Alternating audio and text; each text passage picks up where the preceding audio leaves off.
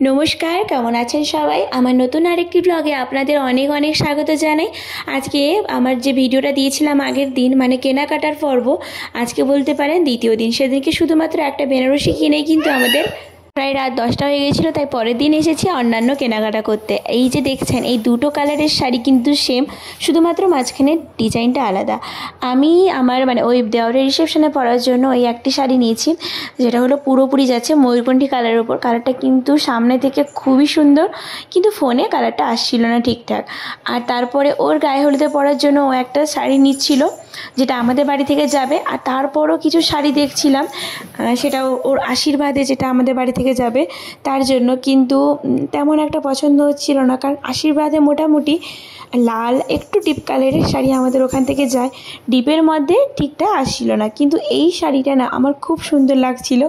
এটা ওই জিমিচু শাড়ি, কিন্তু একটু আলাদা। আমি ওই একটু চুমকি ঝরা বসানো শাড়ি পছন্দ করি না, কিন্তু তবু এটা একটু অন্যরকম লাগলো। আমার খুব ইচ্ছা হচ্ছিল নিতে, কিন্তু তারপরে মনে হলো যে পরে এসে নেব বরং।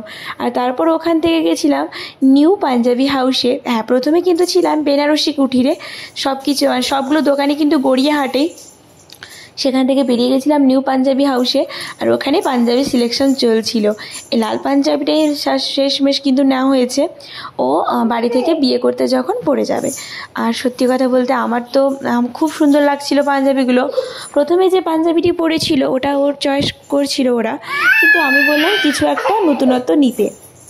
তারপর ওর দাদা যে পাঞ্জাবিটা নেবে সেটা দেখছিল, ওর আগের সেম কালারের অন্য ডিজাইন ছিল। আমি বললাম দুজন একই ডিজাইন নাও, একটু কালার তফাৎ। আর এটা যাচ্ছিল আমার দাদার জন্য, মানে আমার দাদা ওর সাথে মানে বৌদির সাথে পরবে বলে একটা পাঞ্জাবি আমাদেরকে দেখে নিতে বলছিল, তাই ওটা নিয়েছিলাম। আর ফাইনালি কিন্তু নিতবরের কিন্তু এই পাঞ্জাবিটা চয়েস করা হয়েছে। নিতবর পুরো ছটপটে করেছে, পুরো দোকানদারটাকে বলতে গেলে উল্টে দিচ্ছে এমন হচ্ছিল।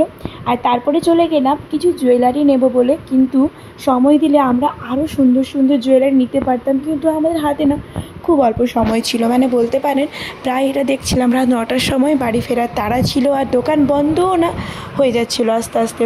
তাই একটা হার নিয়ে মানে আমার আর ওর মানে আমার যে যা হবে ও দুজন নিয়ে কিন্তু আমরা বাড়ি ফিরলাম। আর চলো আজকে আর বৌদির বাড়িতে খাওয়া দাওয়া করব, তাই জন্য আমি আর বাড়ি যাইনি, এখানেই চলে এসেছি আমরা সবাই মিলে। আর শাড়িগুলো ওদের দেখাচ্ছিলাম আর সেই সঙ্গে কিন্তু ভিডিও করছিলাম। এটা যাচ্ছে একটা অর্গেঞ্জা সবুজ কালারের উপর, এটা কিন্তু খুব সুন্দর কালার যাচ্ছে। মানে প্রত্যেকটা শাড়ির কালার কিন্তু সামনে থেকে খুব সুন্দর, ফোনে তেমন একটা আসছিল না। এটা অর্গেঞ্জা কালারের শাড়ি, এটা ওর বাড়ি থেকে আমার বাড়িতে আসবে আমার জন্য, মানে প্রণামী তথ্য হিসাবে, সেটা এখান থেকে ও চয়েস করে নিয়ে যাচ্ছে। আর এটা যাচ্ছে ময়ূরকণ্ঠী যে রিসেপশনের শাড়িটা নিয়েছি ওটা, ফোনে কিন্তু কালারটা একদমই আসছে না। আর তারপরে দেখাবো এটা আমার বৌদিরই মানে ওখান থেকেই কেনা, তার আর দেখলাম খাটের উপরেই আছে, তাই জন্য তোমাদের সাথে শেয়ার করলাম।